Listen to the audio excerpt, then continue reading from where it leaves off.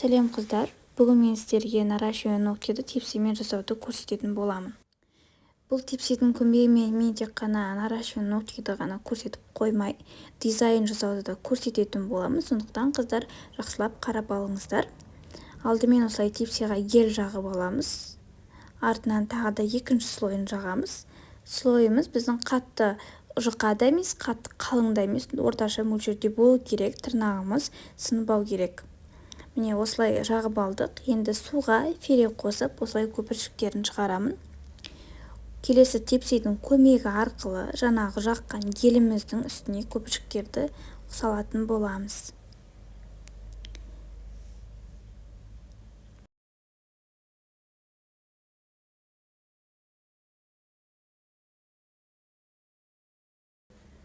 Барлығын жағып болғаннан кейін лампыға 60 секундқа жібереміз.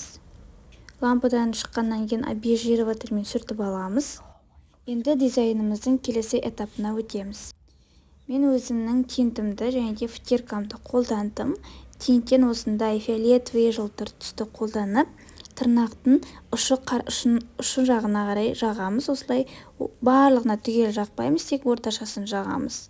Жартылай жағып, сосын жартысына втиркамызды жағатын боламыз.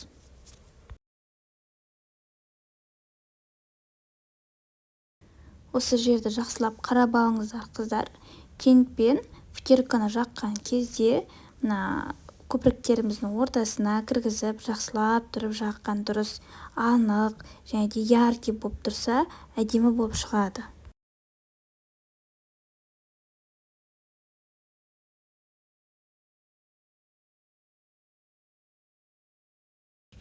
Ары қарай дизайнымыздың астына молочный гелімізді жағамыз.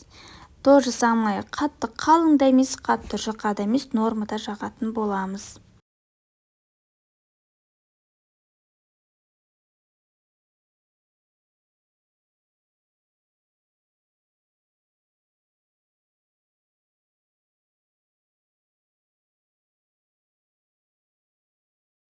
Енді бізге екінші лампы қажет болады тепсиді кептіру үшін. Ол лампы бізде столдың жанына қыстырылып тұрады. Қатты қымбат емес, 2,5 теңге тұрады. Енді бұны біз қойып тырнаққа кептіретін боламыз.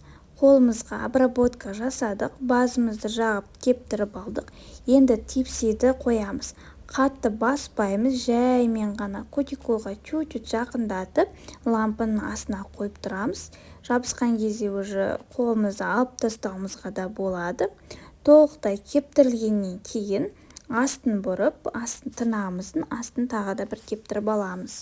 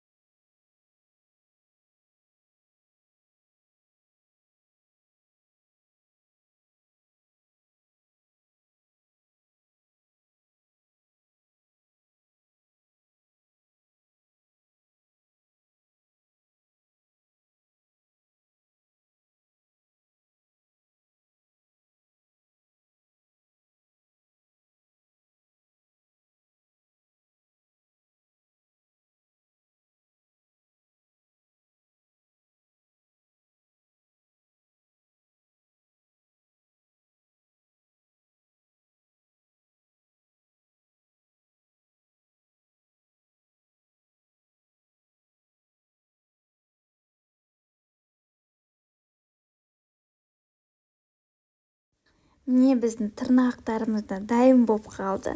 Қыздар, нереально әдемі болып шығады, сіздерге айтайын. Өздеріңізге немесе клиенттеріңізге модель ретінде қарап көрулеріңізге болады. Мына фиолетовыйдың орнына көк цветті қолданатын болсаңыздар, мына феремен жасаған көпіршіктеріміз мүлдем байқалмайды. Моншақ сияқты болып тұрады. Теңіздің астында жатқан маржандар сияқты нереально әп-әдемі болып тұрады. Жасап көріңіздер, және де менің каналыма тіркеліп, лайк басып, тағы да достарыңызға жіберіп кетіңіздер. Маникюрді осылай әдемі етіп жасағысы келіп жүрген құрбы коллегаларыңыз болса, бөлісіп қойыңыздар. Келесі сабақта кездескенше қыздар, міндетті түрде менің каналыма тіркеліп, уведомление батырмасын басып қойыңыздар. Әлі де көптеген сложный дизайндарды салып, сіздерге тегін нақты үйретіп отыратын боламын.